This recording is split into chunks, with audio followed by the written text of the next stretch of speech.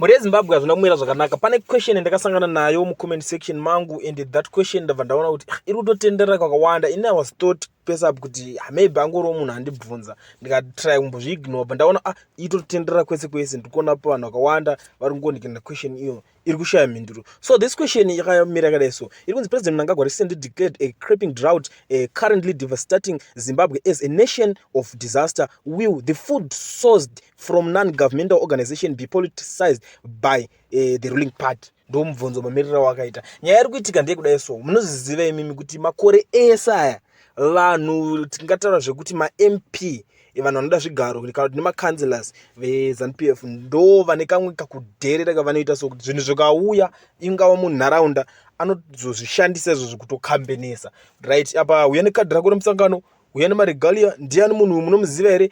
Kana uchida zvinhu izvozvo unofanira kuti joina kumusangano, you see. But patiri panapa iko zvinhu izvi manje situation iripo yasiyana nezvinhu zvaitika yanga ari mafanisi. It's a national disaster, yakatodeclare national disaster kureva kuti everyone anofanira kubenefita from that. So pari kuzobvunzwa zvinhu zvakaita zvezvo hazviitike futi here zvekuti zvoni vanhu vanotanga kutora zvinhu zviya zvavotanga kuzviita zvemusangano, votanga kuzviita zvakutanga kudistributwa ngirikini wakapfeka regalia, zvoita kunge ngirikini Zimbabwe yacho iZanuPf, of which Zimbabwe itori nyika ine vanhu vakasiyana siyana vanobhiliva muzvinhu zvakasiyana siyana, vanhu vanobhiliva mumapolitical parties akasiyana siyana. Umwe ndewe MDC, umwe ndewe Triple C, umwe ndeye kwamaduku yaya mukuzviona, umwe anenge achida dhagi. So ndo pari kunzi apa vanogona here kuzviita futi zvaiitwa mazuva ese. Ini ndakazvitarisa, it's not necessary kuti chikafu chinge chichidistributwa chichipiwa anda musangano. But muri Zimbabwe inini sekuuya kwandaita nenyaya iyi taona kuti zvinogona kunetsa. Zvatichaita panapa